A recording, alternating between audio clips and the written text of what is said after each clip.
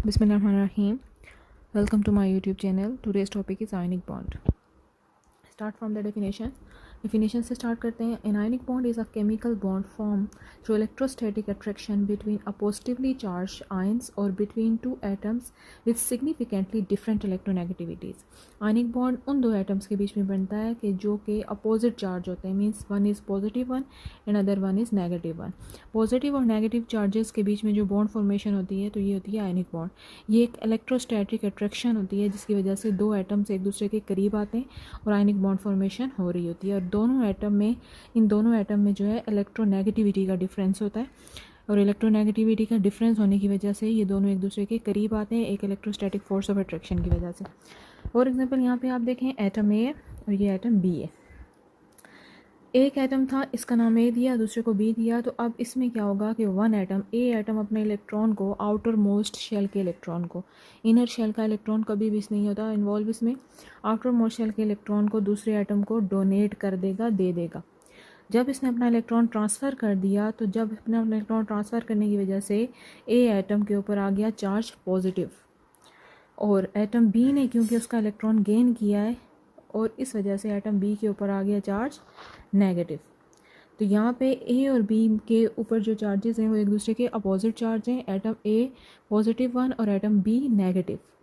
और इसी opposite charge की वजह से ये दोनों एक दूसरे के करीब आए और एटम ए के और एटम बी के बीच में हुई बॉन्ड फॉर्मेशन. इस बॉन्ड फॉर्मेशन को हमको बोलेंगे आयोनिक बॉन्ड फॉर्मेशन. नेक्स्ट देखते हैं how ionic bond form. Ionic bond बनता कैसे है. Ionic bond can be form after two और मोर एटम लॉस और गेन है इलेक्ट्रॉन. एक एटम क्या करेगा, इलेक्ट्रॉन को लॉस करेगा, दूसरा उसे गेन करेगा to form an ionic bond. It occur between metal losing electron and non metal gaining electron. ये मेटल और नॉन मेटल के बीच में बनता है जिसमें मेटल हमेशा इलेक्ट्रॉन को लॉस करता है और नॉन मेटल उसे गेन करेगा इलेक्ट्रॉन को. Ions with opposite charge will attract one another creating an ionic bond. और इसी पॉजिटिव और नेगेटिव चार्ज होने की वजह से एक दूसरे के अपोजिट चार्ज होने की वजह से ये एक दूसरे को अट्रैक्ट करते हैं.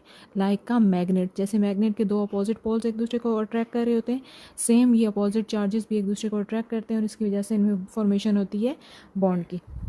यहाँ पे देखें मेटल एटम है, इनिशियल केस में न्यूट्रल है. जब इसने इलेक्ट्रॉन को लूज़ किया अपने वैलेंस शेल में से, इसके ऊपर आ गया पॉजिटिव चार्ज और जिस एटम के ऊपर पॉजिटिव चार्ज होता है उसे हम कैट आयन बोलते हैं.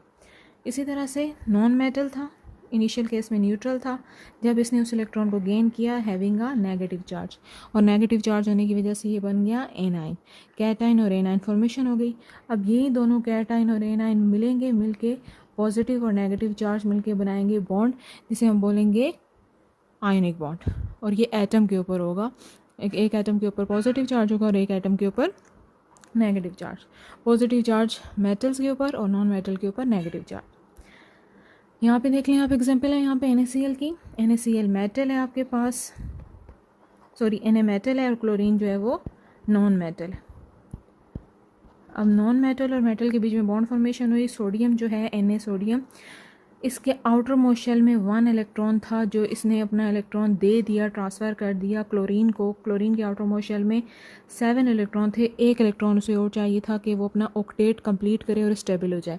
और इसी तरह से सोडियम के आउटर मोस्ट शेल में 1 इलेक्ट्रॉन था जिसे अगर वो ट्रांसफ़र कर देता है, दे देता है, लॉस कर देता है तो उसकी वजह से उसका जो है इनर शेल, उस ऑक्टेट जो है वो, ये वाला शेल जो है वो ऑक्टेट जो है रूल को फॉलो करेगा और ये स्टेबल हो जाएगा. इसी ट्रांसफ़र करने की वजह से सोडियम के ऊपर चार्ज आ गया पॉजिटिव और क्लोरीन ने क्योंकि इलेक्ट्रॉन सोडियम का गेन कर लिया है, ये रहा, और इसकी वजह से उसके ऊपर आ गया चार्ज नेगेटिव. तो सोडियम बन गया पॉजिटिव और क्लोरीन बन गया नेगेटिव. तो ये sodium plus and chlorine minus, इन दोनों के ऊपर पॉजिटिव और नेगेटिव चार्ज आ गया. सोडियम बना कैटाइन और क्लोरीन बना एनाइन. कैट आयन और एन आयन की फॉर्मेशन हो गई और दैट्स वाई ये बन गया आयनिक बॉन्ड. और इस तरह से हमारे पास जो NaCl था, NaCl के ऊपर पॉजिटिव और नेगेटिव चार्ज होने की वजह से Na plus and Cl minus ionic bond formation हो गई. NaCl is a common table salt जो कि हम घरों में यूज़ करते हैं. तो यहाँ तक था आपका आयनिक बॉन्ड फॉर्मेशन. इसके अलावा और भी बहुत सारे एग्जाम्पल हैं, लाइक फ्लोरीन की ले लें आप, मैग्नीशियम फ्लोराइड Mg जो है वो मेटल है, फ्लोरीन जो है वो आपके पास नॉन मेटल है। तो बहुत सारे एग्जांपल लेके आप जो है वो इसकी आयनिक बॉन्ड फॉर्मेशन को एज अ प्रैक्टिस कर सकते हैं। Thank you. अगर वीडियो अच्छी लगी हो तो मस्ट लाइक एंड सब्सक्राइब।